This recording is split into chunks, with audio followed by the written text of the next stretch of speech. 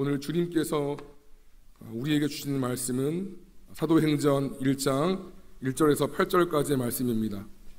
사도행전 1장 1절에서 8절까지의 말씀을 저희 여러분이 교독하여 봉독합니다.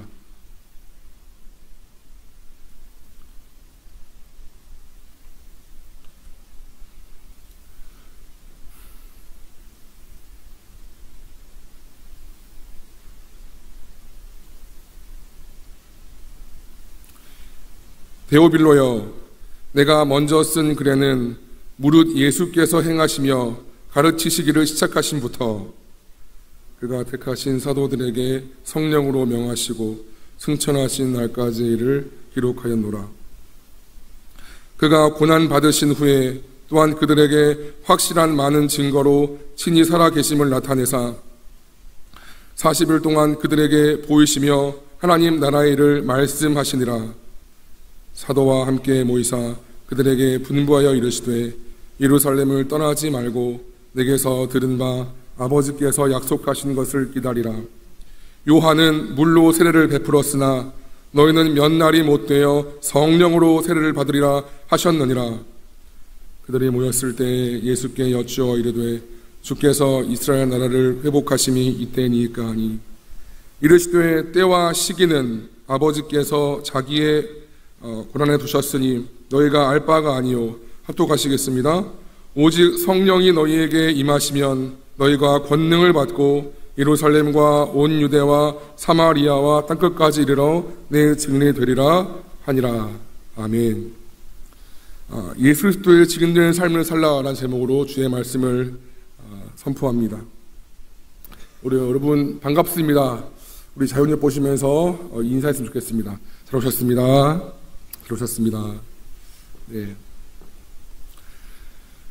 오늘 본문은 사도행전입니다.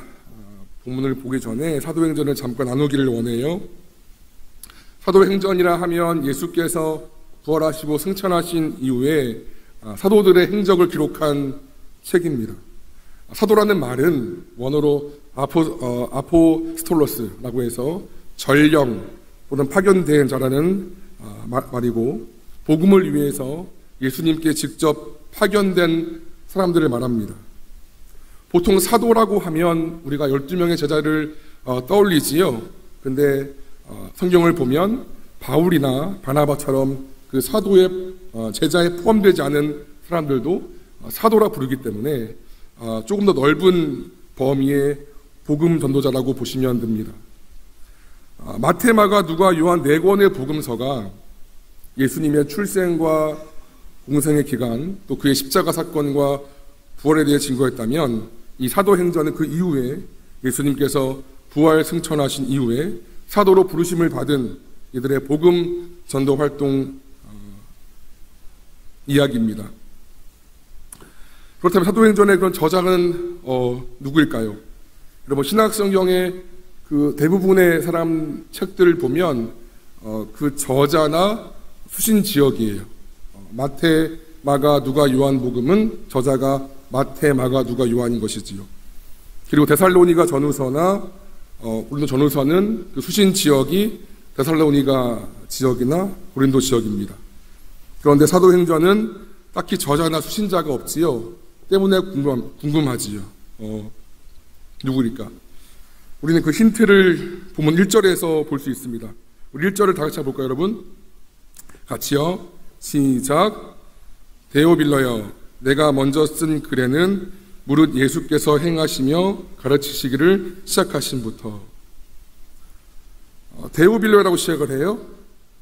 이 구절을 통해 사도행전은 이 책의 저자가 누군지 아직 모르지만 데오빌로라는 사람에게 쓴 편지라는 것을 봅니다. 그리고 본문 3절을 보세요. 3절을 보시면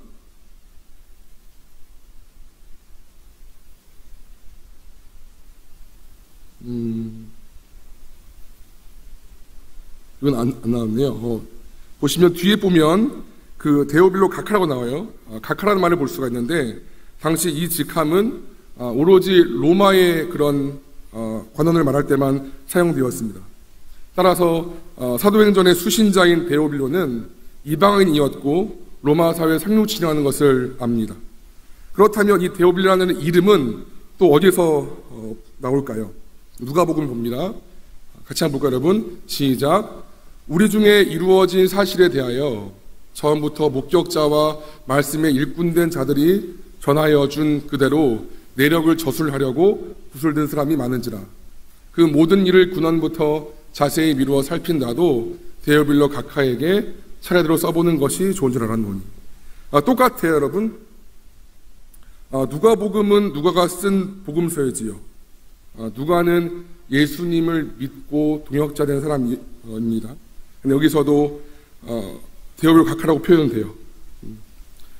이로 보건대 누가복음도 사도행전도 누가가 데오빌로에게 보내신 편지라는 것을 봅니다.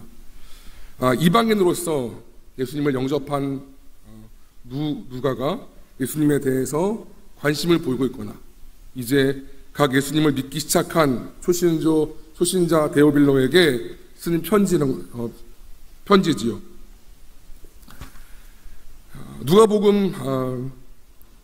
누가는 본문 3절에서 5절을 통해서 자신이 이전에 썼던 편지, 즉 누가복음의 여러 내용 중에서 딱 두 가지 단어를 떠올립니다. 우리 3절에서 5절까지 봅니다.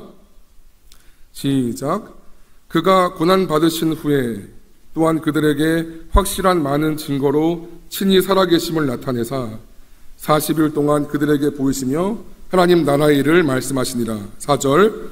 사도와 함께 모이사 그들에게 분바여 이르시되 예루살렘을 떠나지 말고 내게서 들은 바 아버지께서 약속하신 것을 기다리라. 5절. 요한은 물로 세례를 못 풀었으나 너희는 몇 날이 못되어 성령으로 세례를 받으리라 하셨느니라. 예수님께서 부활하셔서 하나님 나라의 일을 말씀하셨고 예수님께서 약속하신 성령님이 오실 거니까 예루살렘에서 떠나지 말라라는 표현입니다. 이 세 구절의 핵심 단어는 뭐예요, 여러분? 하나님 나라와 성령이지요. 하나님 나라는 전에도 말씀드렸어요. 예수님께서 이 땅에 오셔서 고난당하신 목적이었지요. 스스로 우리가 죄를 지어서 마귀의 통치하에 들어간 이 땅을 다시 하나님의 통치 아래 두려고 하시는 것이 예수님의 목적이었습니다. 성령님은 무엇입니까? 성령은 하나님의 영으로서 하나님이시자 하나님 나라를 유지하고 진행시키는 그런 능력입니다. 우리는 스스로 사단과 싸워서 승리할 수 없지요. 지금 보세요, 여러분. 누가가 이전에 자기가 썼던 편지, 데오빌로가 썼던 편지, 누가복음의 여러 내용 중에 이 3절에서 5절 말씀을 통해서 두 가지를 상기시켜요. 하나님 나라와 성령. 그만큼 중요한 것이지요. 우리는 스스로 우리 힘으로 하나님 나라를 끌어갈 수가 없지요. 그럼 보세요. 아주 힘세고 사악한 군주 밑에 있는 사람들을 떠올려봅시다. 그런데 어느 날 그보다 훨씬 더 힘세고 의로운 사람이 와서 그 사악한 군주를 무찔러 주었습니다.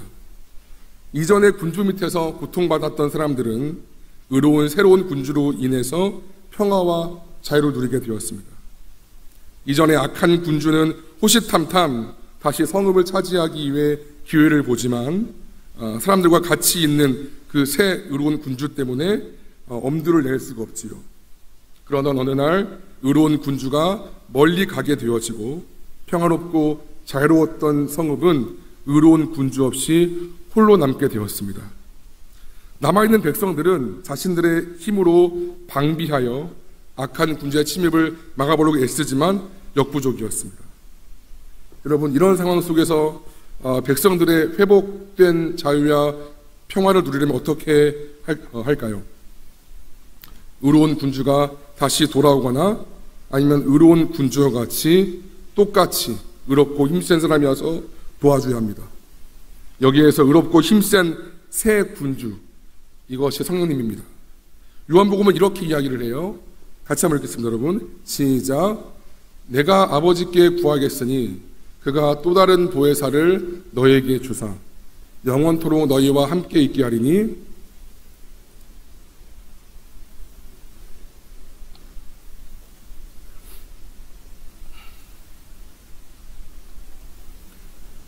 그는 너희와 함께 거하시며 또 너희 속에 계시겠습니다. 내가 너희를 고아와 같이 버려두지 아니하고 너희에게로 오리라. 또 말씀은 이렇게 이야기를 해요. 그러나 내가 너희에게 실상을 말하노니 내가 떠나가는 것이 너희에게 유익이라. 내가 떠나가지 아니하면 보혜사가 너희에게로 오시지 아니할 것이요 가면 내가 그를 너희에게로 보내리니. 여기서 보혜사는 카운셀러, 헬퍼입니다. 예수님은 우리의 보혜사였는데 예수님께서 부활 승천하시면서 또 다른 보혜사를 주겠다고 말씀하십니다. 신자는 하나님의 영이신 성령으로 충만할 때에만 죄를 승리하지요.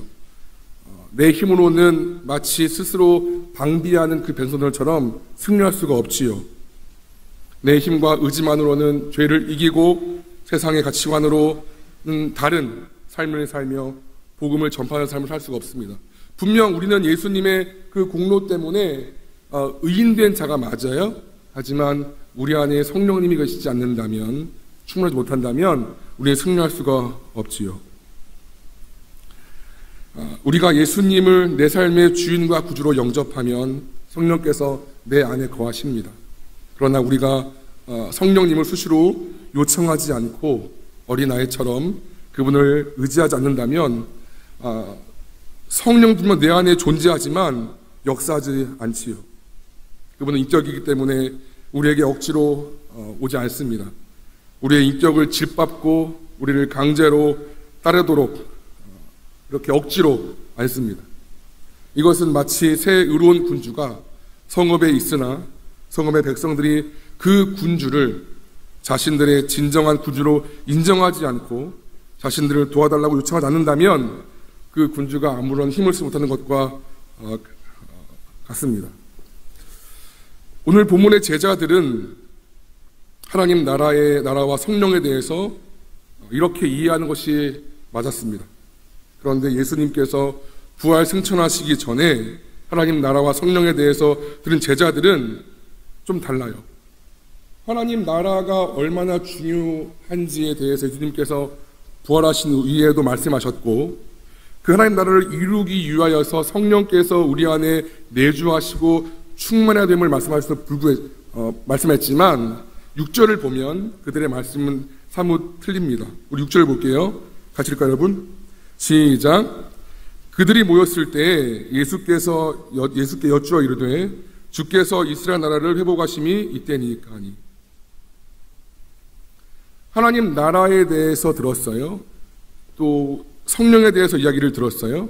근데 그들의 질문은 이스라엘 나라를 회복하심이 지금입니까? 제자들은 예수님에 대해서 자신들을 지긋지긋한 로마의 압제에서 구원할 그런 메시아로 생각했습니다. 예수님께서 로마를 뒤엎고 다윗 왕조처럼 새 왕조를 꾸리고 자기들은 예수님의 측근으로서 새로운 정권에서 뭔가 한 자리씩 차지할 것을 소망했지요. 때문에 예수님께서 허무하게 십자가에서 돌아가시자 모든 기대와 꿈을 저버리고 낙심했습니다. 그런데 보란듯이 예수님께서 죽음까지 물리치시고 부활하시자 이들의 정치적 기대, 예수님께서 정말 살아나셨으니까 새로운 왕조가 이루어질 거야. 내가 한 자리를 차지하게 될 거야. 이런 꿈을 꾸게 됩니다. 예수님께 이스라엘이 언제 회복됩니까? 우리 언제 새로운 정권이 열려요? 라고 물어보는 것입니다. 예수님께서 죽음까지 이기시는 그런 초자연적인 모습을 보여주셨으니 예수님에 대한 이들의 잘못된 그런 소망들은 아마 맹신 수준이었을 것입니다. 예수님은 이러한 그들의 육적인 물음, 지극히 영적으로 하지 못하고 육적인 물음에 이렇게 말씀하십니다. 우리 7절과 8절을 읽을게요. 시작.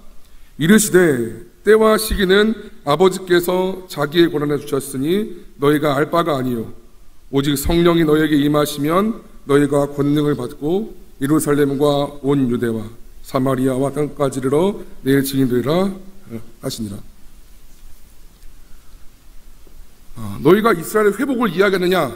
근데 말씀하세요. 때와 기한은 하나님께 속한 것이니 너희는 신경 쓰지 말라. 너희 소관이 아니다. 그러나 오직 너희에게 성령이 임하면 너희가 능력과 권능을 받고 내 증인이 된다. 이렇게 말씀하십니다.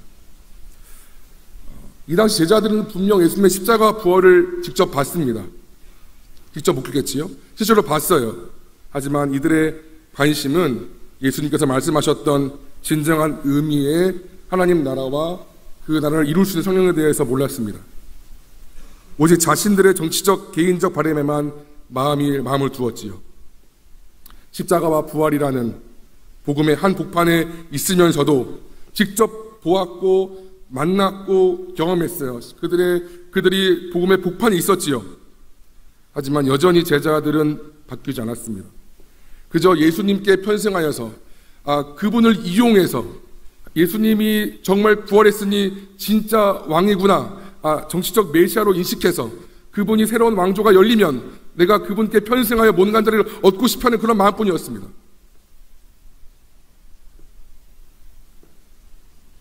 하나님 나라와 그것을 가능하게 하는 성령에 대해서는 관심이 없고 그저 내 개인적인 정치적 이슈나 개인적 욕구에만 마음을 두었습니다.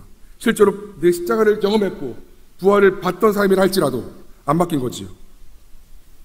이러한 사실은 오늘을 사는 그리스도인들에게 큰 메시지를 줍니다. 우리도 당시 제자들처럼 예수님의 십자가와 부활을 목격했지요. 물론 그들처럼 직접 본 것은 아니었지만 성경의 기록을 믿기 때문에 주님의 십자가와 부활을 진리다라고 우리는 믿습니다. 그러나 우리의 기도와 마음의 소원이라는 것은 당시 그 제자들처럼 내 안에 이루어질 하나님 나라, 하나님이 주인되고 하나님이 통치하시고 하나님의 생명과 하나님의 평화와 하나님의 자유가 풍성한 하나님 나라, 내 안에 이루어질 나라, 그리고 그런 나라를 통해서 실현되어질 나라에는 관심이 없고 오직 나의 개인적인 문제에만 마음을 두는 것은 아닌지요. 하나님 나라와 성령을 말씀하시는 예수님 앞에서 언제 이스라엘이 회복됩니까? 라고 하는 것이 그들의 관심사였어요. 더 넓은 차원에서, 더 근본적인 차원에서 말씀하시는 예수님 앞에서 그저 자신들의 눈앞에 욕망과 문제 해결만을 바라는 그들의 모습입니다. 하나님 마음과는 동떨어진 마음이었지요. 그렇다면 우리의 관심은 무엇일까요? 내 진로를 열어주심이 지금입니까? 내 사업이 번창할 때가 지금입니까? 내 가정이 회복할 때가 지금입니까? 내 건강이 회복될 때가 지금입니까? 내 인생에 막힌 것이 뚫어지고 걱정 근심 없이 좀 살만하게 될 때가 지금입니까? 나 예수 믿고 있는데 그러면 주님이 나를 위해서, 내 인생 위해서 힘 한번 쓸 때가 지금입니까? 라고 물으면서 나의 소원과 만족이 이루어질 것에 대해서 그냥 그것만 내가 말 푸는 것은 아닌지 돌아봐야 합니다. 물론 이러한 기도 제목들이나 소원이 나쁜 것은 아닌 것이지요. 아들이 그 아버지에게 필요를 이해하는 것은 맞습니다. 하지만 하나님은 우리가 이 개인적인 찬호를 뛰어넘고 우리가 성령님을 진정 내 인생의 주인 삼아서 그분의 능력을 통하여서 하나님 나라를 이루어가는 것을 좋아하십니다. 우리 마태복음 말씀을 볼게요, 여러분. 같이 읽죠. 시작. 그러므로 염려하여 이르기를 무엇을 먹을까, 무엇을 마실까, 무엇을 입을까 하지 말라. 이는 다 이방인들이 구하는 것이라. 너희 하늘 아버지께서 이 모든 것이 너에게 있어야 할 줄을 아시느니라. 그런즉 너희는 먼저 그의 나라와 그의 의를 구하라. 그리하면 이 모든 것을 너에게 더하시리라. 한번 다시 읽어보세요. 천천히. 시작. 그러므로 염려하여 이르기를 무엇을 먹을까, 무엇을 마실까, 무엇을 입을까 하지 말라. 이는 다 이방인들이 구하는 것이라. 너희 하늘 아버지께서 이 모든 것이 너희에게 있어야 할 줄을 아시느니라. 그런즉 너희는 먼저 그의 나라와 그의 의를 구하라. 그리하면 이 모든 것을 너희에게 더하시리라. 하나님은 우리의 필요를 알지요. 취업도 필요하고 승진도 필요하고 건강도 필요하고 물질도 필요하고 압니다. 그렇기 때문에 이렇게 말씀하시는 거지요. 내가 다 알기 때문에 거기에 매이고 거기에만 집중하지 말고 하나님 나라와 의를 먼저 구해라. 그러면 너에게 필요한 그 모든 것을 너에게 내가 준다. 네가 나의 것을 구하면 내가 너의 것을 채워주리라. 그렇게 표현하십니다. 우리 본문 8절을 볼게요. 같이 여러분 8절입니다. 시작. 오직 성령이 너희에게 임하시면 너희가 권능을 받고 예루살렘과 온 유대와 땅까지 이르러 내 증인이 되리라. 이스라엘 나라를 회복하는 것이 이때입니까? 라는 제자들의 물음에 예수님께서 응답을 거절하신 것은 아닌 것이지요. 분명히 말씀하세요. 그 기한과 때가 있다. 여러분이 지금은 처한 문제가 있을 거예요. 가정적인 문제가 있고요. 어떤 회사에서도 문제가 있을 수 있고요. 여러 가지 문제가 있을 수 있지요. 우리는 얘기해요. 하나님 언제 이것이 풀어집니까? 언제 이것이 해결될까요? 언제 이 길이 열려질까요? 거기에 관심이 있지요. 물론 중요합니다. 하나님께서 우리의 필요를 알고 있기 때문에 그것도 중요합니다. 그런데 말씀하세요. 내가 다 안다. 내가 너의 필요를 다 안다. 그러므로 너희가 관심 있고 집중해야 할 것은 성령을 받고 하나님 나라를 증거하는 것이라고 지금 말씀합니다. 몇 가지 제가 질문을 드릴게요. 나는 내 안에 성령님을 인정하고 그분 앞에 내 생각과 마음을 내려놓고 순종하고 있습니까? 아니면 여전히 내 기분과 욕구대로 살면서 내가 내 인생의 주인 되고 있나요? 두 번째입니다. 나의 신앙적 관심은 하나님께서 주인 되고 다스리시는 하나님 나라에 있습니까? 아니면 내 마음의 소원 성취와 기도 제목에 데만 있나요? 나는 성령 충만을 구하고 전도하는 삶을 살고 있습니까? 나를 통해 예수님이 전파되고 있나요? 아니면 무늬만 크리스찬의 삶으로 신앙적 침묵을 유지한 채 세상과 타협하고 있나요? 한번 고민해 보세요. 주님의 말씀은 명확합니다. 너의 필요를 내가 안다. 그 너희들의 그 때와 기한은 내가 안다. 그러니 거기에 매지 말고 성령을 받으라. 내 증인이 되라. 하나님 나라 의를 먼저 구해라. 그리하면 내가 너의 필요를 다 채워주리라. 이렇게 말씀합니다. 여러분 되게 간단한 본문이에요. 다시 정리하면 그리스도의 십자가도 목격했어요. 부활도 목격했어요. 하나님을 직접 예수를 만났어요. 하지만 그들은 안 바뀌었지요. 그들은 그저 이스라엘의 때를 회복하는 것, 즉 자기의 영달과 자기의 욕구에만 집중되어 있었습니다. 그런데 예수님 말씀하시는 거예요. 아니야, 내가 안다. 내가 안다. 내가 다 열어줄 거니까 때와 기한 나한테 있으니까 너희는 성령을 받고 그분의 나라와 의를 구해라. 이렇게 지금 표현합니다. 우리가 부디 하나님 마음을 깨닫고 자신의 영달을 위해서만 영위하는 신앙생활을 하지 않기를 바랍니다. 내 인생의 최대의 관심사가 하나님 나라의 회복과 성령 충만이기를 소원합니다. 내가 하나님 나라가 되고 그런 나를 통해 하나님 나라가 세워지기를 소망합니다. 우리가 하나님의 일을 하면, 내가 주님의 일을 하면 주님이 내 일을 해줄 줄로 믿습니다. 이럴 때 우리가 진정 하나님의 아들, 딸답게 살 수 있는 것이고 비로소 성경에 들어갈 수 있는 그런 능력이 부어지는 것입니다. 여러분 지금 뭐에 집중하세요? 여러분의 고민입니까? 여러분의 어떠함입니까? 걱정하지 마세요.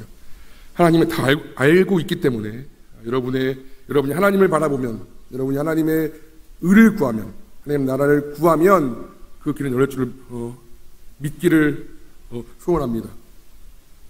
성령 충만을 받고 그리스도의 증인이 되어서 하나님 나라를 세워가는 종되기를 간절히 축원합니다. 아멘.